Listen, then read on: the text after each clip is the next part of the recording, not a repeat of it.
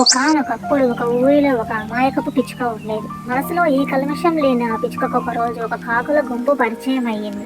ఆ కాకులతో పిచ్చుకకి స్నేహం అయ్యింది. పిచ్చుకకి అందరూ చెప్పారు, ఆ కాకులతో స్నేహం చేయవద్దు, అవి మంచివి కావు అని. కానీ ఆ పిచ్చుక మాట వినలేదు. ఒకరోజు కాకుల గుంపు ఎటో వెళ్తూ పిచ్చుకను కూడా తోడు రమ్మన్నాయి.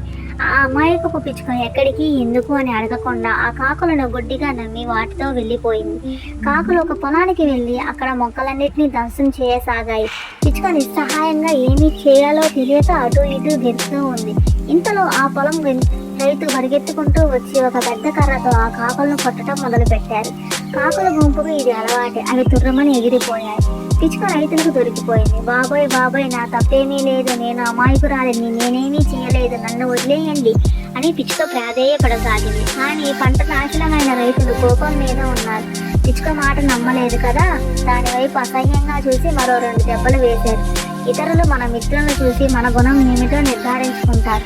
అందుకే మనం మంచిగా ఉన్నా మన స్నేహితులు చెడ్డవారైతే మనం కూడా చెడ్డవాళ్ళని అనుకుంటారు.